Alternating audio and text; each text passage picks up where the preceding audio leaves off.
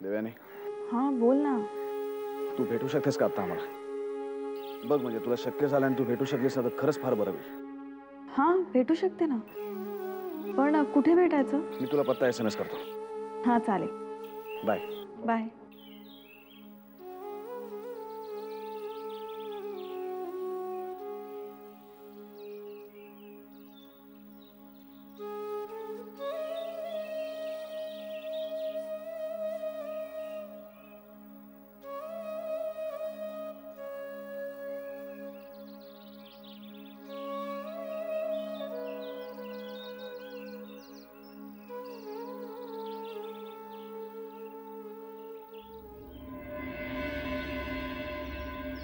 समंजसपणाला 5 अक्षरी प्रतिशब्द. अगं कुठं समंजसपणाच उरला नाही, कसा प्रतिशब्द मिळणार? सामोपचार. वा, सामोपचार. साक्षी घरी आल्यामुळे तू अगदी खुशीत दिसतेस. खरंच हो बाबा, तिला एकदा सुखरूप बघितलं आणि सगळी काळजीच मिटली माझी. अगं साक्षी केवढं मोठं काम करून आली आहे, उलट तुला तिचा अभिमान वाटला पाहिजे. आणि खरं सांगू का, साक्षी परत आली, देऊचं विक्रमशी लग्न होणार, म्हणजे तुझ्या सगळ्या काळज्याच मिटल्या. बाबा, देऊचं विक्रमशी खरंच लग्न होईल असं वाटतंय तुम्हाला? म्हणजे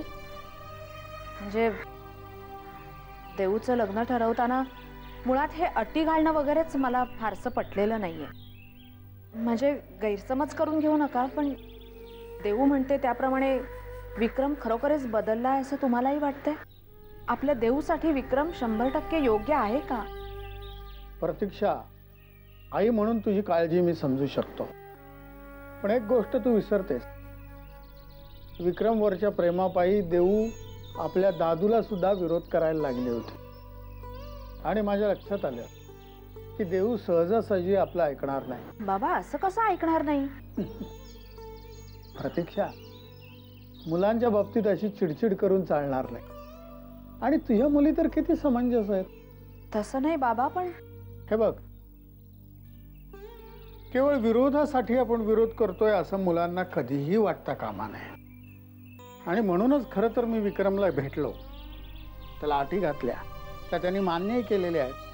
एवढंच नव्हे तर तो घर सोडूनही आलेला आहे. तेव्हा बघू पुढं काय घडतंय, बघू मग ठरवू. हा, तू काळजी करू नकोस, मी आहे ना. बस.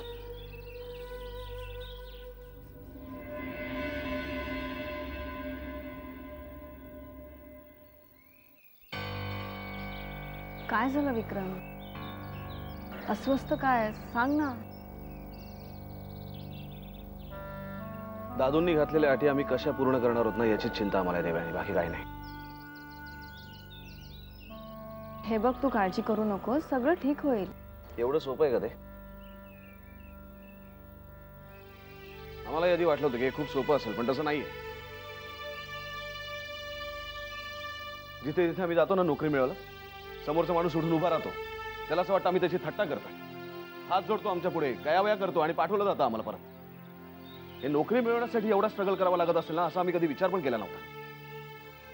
समजा आम्ही तुझ्या दादूंसाठी वेळेत पूर्ण नाही करू शकलो तर काय होईल याची चिंता आम्हाला आहे. आमची झोप उडाली त्यामुळे.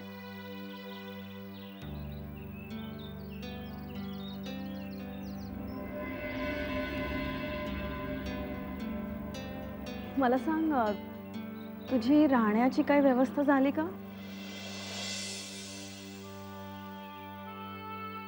नाही. मग काय, कधी आम्ही या मित्राकडे, कधी त्या मित्राकडे. कालची रात्र तर आम्ही रस्त्यावर घालवली. हे बघ विक्रम, जोपर्यंत तुझ्या घराची काही व्यवस्था होत नाही तोपर्यंत नील भैयांकडे राहणार. मधल्या वेळात मीही तुझ्या घरासाठी प्रयत्न करेन. नाही, अजिबात नाही. का? देवयानी, तू जर आम्हाला मदत केलीस तर तुझ्या दादूंची अट आम्ही कशी पूर्ण करणार? आम्ही तुझ्या दादूंना शब्द दिलाय की आम्ही स्वतःच्या जीवावर आमचं अस्तित्व सिद्ध करून दाखवू, आणि त्यासाठी आम्ही कोणाची मदत घेणार नाही. मग या आमच्या शब्दाला काय अर्थ उरेल? देवयानी, तुला माहिती आहे, कालची रात्र आम्ही रस्त्यावर घालवल्यामुळे सर्वसामान्य माणसांना शांतपणे झोपणं सुद्धा किती अवघड असतं ही गोष्ट आमच्या लक्षात आली.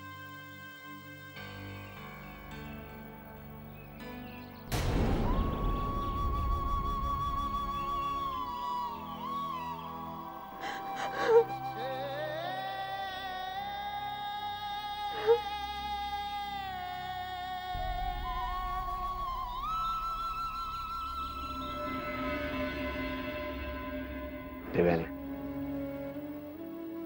काय आहे अचानक? रडतेस का तू?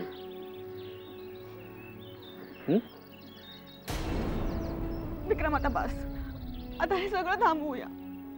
मी बोलते दादूंची आणि त्यांना सांगते की तुम्ही तुमच्या अटी मागे घ्या. तू वेडी आहेस का देवयानी? इतक्या सहजासहजी हार पत्करण्यासाठी आम्ही घर सोडलंय? नाही, आम्हाला माहिती आहे या सगळ्या गोष्टींचा आम्हाला खूप त्रास होतो, पण आता आम्हाला त्याची सवय करायला नाही का? आणि खरं सांगू, खरं तर तू खुश व्हायला पाहिजेस, कारण दादूंनी आम्हाला अशी अट घातली की ज्यामुळे तुझी इच्छा पूर्ण होणार आहे. आम्ही एका चांगल्या माणसाप्रमाणे आयुष्य जगावं अशीच तुझी इच्छा होती ना? मग ती या निमित्ताने पूर्ण नाही का होणार? मग एवढी चांगली जर आपली सुरुवात झाली तर त्यासाठी रडायचं? देवयानी, ही आमच्या आयुष्याची नवीन सुरुवात आहे आणि त्याचंही सेलिब्रेशन व्हायला पाहिजे. सेलिब्रेशन काय करूया? हो,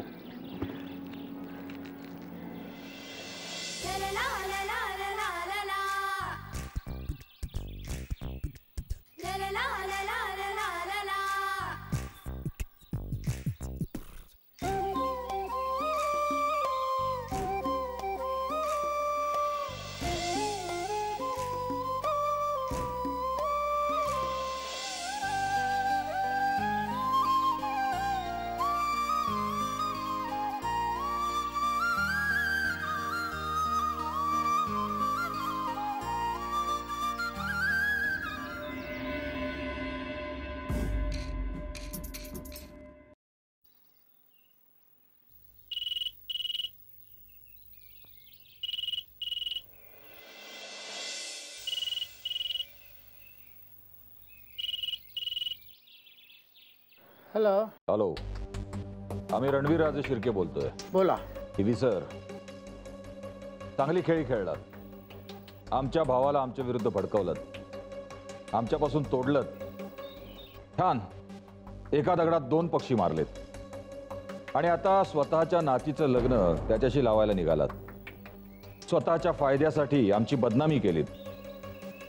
हे जे काय तुम्ही केलंयत ना, त्याचे फार भयंकर परिणाम तुम्हाला भोगायला लागणार आहेत. आणि ही धमकी समजू नका, हे सत्य आहे.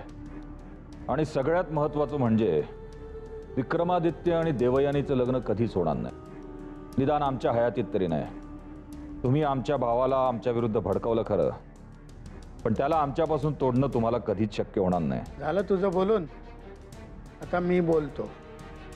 तुझा राग मी समजू शकतो आणि तो येणारच. तुझ्या भावानं घर सोडलं म्हटल्यानंतर हे साहजिकच आहे. एक सांगतो, मला कोणाचाही बदला घ्यायचा नाही, कारण मला इतर खूप अनेक चांगली कामं आहेत. मी विक्रम पुढं काही अटी ठेवल्या तर माझ्या नातीच्या भवितव्यासाठी. मला बघायचं आहे की तो त्या पुऱ्या करू शकतो की नाही. मला बघायचं आहे तो तिला सुखी ठेवू शकतो का, तो तिच्यासाठी योग्य आहे का. त्याला थांबवायचं असलं तर जरूर थांबवा, माझी काहीच हरकत नाही, कारण मी त्याच्यावर कुठल्याही प्रकारची सक्ती केलेली नाही. मी सांगितलं, त्यानं ऐकलं, एवढंच.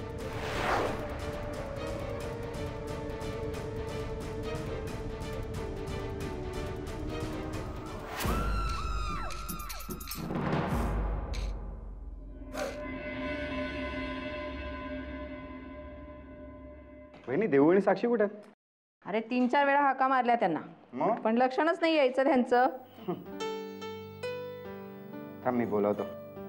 देऊ, साक्षी, चला ना पटकन, आता पावभाजी थंड होते.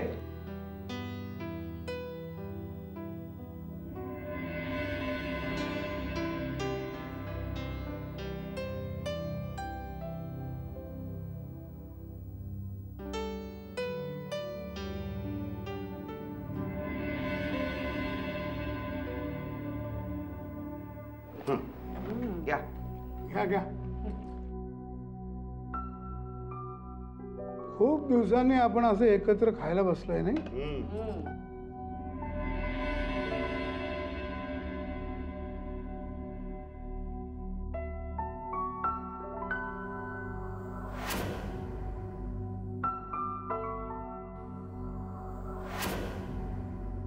ए आणि ती ही कुठे आपली, तुझं काय तिचं नाव? श्रावणी. हा श्रावणी. अहो हल्ली घरात असते कुठे, 2 घास तिला सुखाने खायला सुद्धा मिळत नाही. आज सुद्धा कुठल्या तरी फोटोशूटला गेली. वा वा वा वा. देऊ साक्षी, कोणाची वाट बघताय? सुरुवात करा.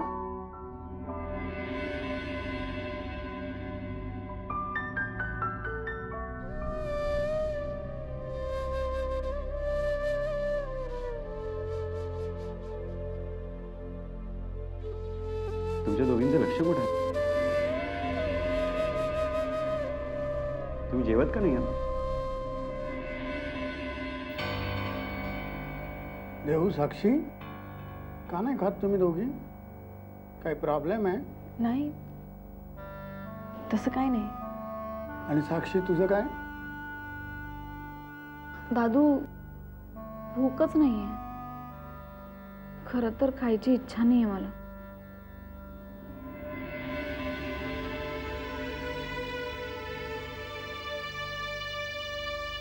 साक्षी, उगाच काहीतरी कारण सांगू नकोस. आणि देऊ, वहिनी इतक्या प्रेमाने पावभाजी केली. चल पटकन खायला सुरुवात कर.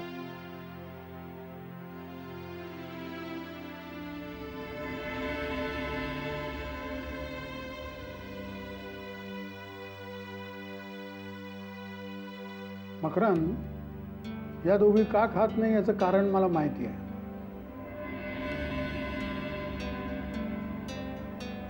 का? हेच की आता आपण इथे जेवतोय, पण विक्रम आणि राजचं काय? दोघं जेवत असतील का? काय खायला मिळत असेल त्यांना?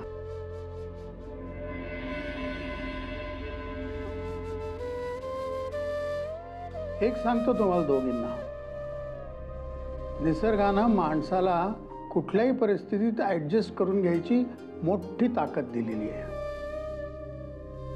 जेव्हा अशा छोट्या छोट्या प्रसंगांना तोंड द्यायची त्यांच्यावर वेळ येते ना, तेव्हाच माणूस खऱ्या अर्थाने कणखर बनतो.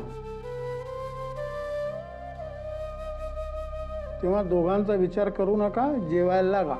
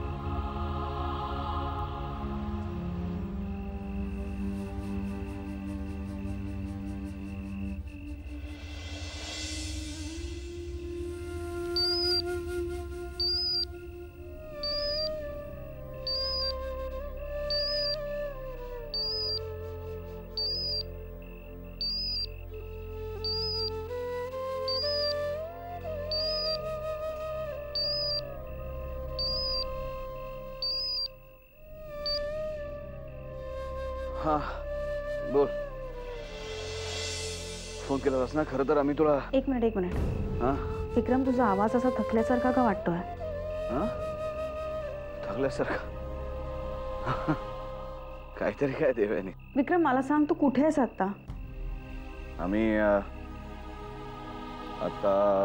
बोल ना विक्रम, कुठे आहेस तू? गार्डन मध्ये होता मी आता. गार्डन मध्ये म्हणजे मित्राच्या आम्ही घरी आहोत ना, तर त्याच्या गार्डन मध्ये आम्ही बसलोय. आमच्या शाळेतला मित्र आम्हाला भेटला खूप दिवसांनी. त्याच्या घरी आमची 1-2 दिवस राहायची सोय झाली. तो आम्हाला म्हणाला की विक्रम, काळजी करू नकोस, तुझ्या नोकरीची आणि राहायची व्यवस्था 1-2 दिवसात नक्की होईल. हा, त्यामुळे काही आता तरी टेन्शन नाही आहे. विक्रम तू जेवलास का? खरं सांगू देवाने, आम्हाला ना जेवायची इच्छाच होत नाहीये. विचार का? का? तुझं आमच्यावरचं प्रेम बघून आणि तुला आमच्याबद्दल वाटणारी काळजी बघून आमचं त्यानेच पोट भरलंय. विक्रम देवाने, तू जेवलीस का?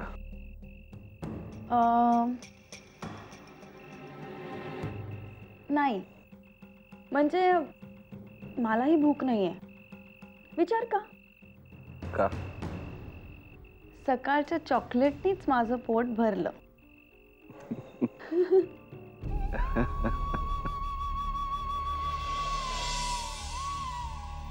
विक्रम, कधी संपणार आहे 30 दिवस? संपतील, लवकर संपतील. असंच आपण फोनवर बोलता बोलता एकमेकांशी रोमॅन्टिक गप्पा मारता मारता 30 दिवस कधी संपतील ना ते आपल्याला पण कळणार नाही.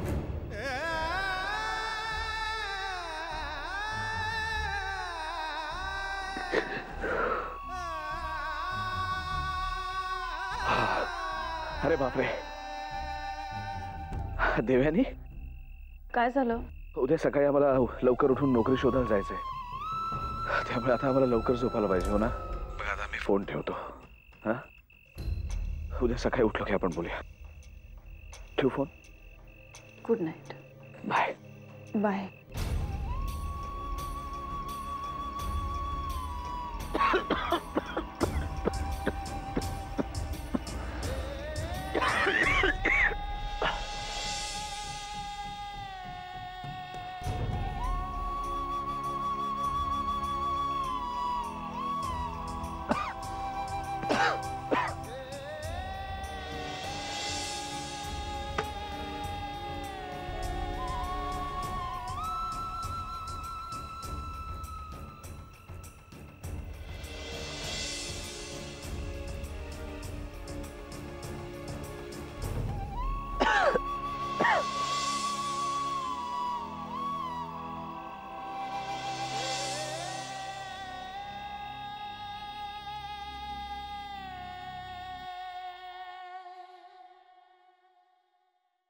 देऊ?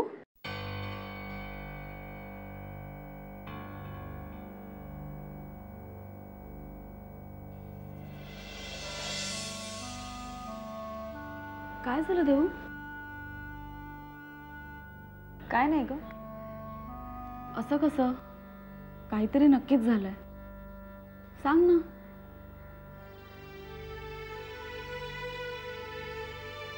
विक्रमशी बोलत होते ना.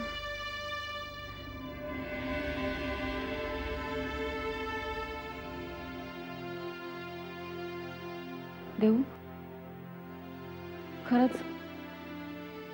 विक्रम स्वतःचं घर सोडून असा बाहेर कुठेतरी राहील असं स्वप्नात सुद्धा कोणाला वाटलं नसेल ना? तुला सुद्धा वाटलं नसेल ना? पण खरंच तू खूप नशीबवान आहेस की विक्रम तुझ्या आयुष्यात आलाय. विक्रमने माझ्यासाठी घर सोडलंय याचं सगळ्यांना कौतुक वाटत असलं ना, तरी दादूंच्या अटी तो पूर्ण कसा करेल या काळजीत एक एक क्षण आम्ही कसा घालवतोय हे आमचं आम्हालाच माहित. शिवाय साक्षी, तो कुठे राहत असेल, कसा राहत असेल, काय खात असेल,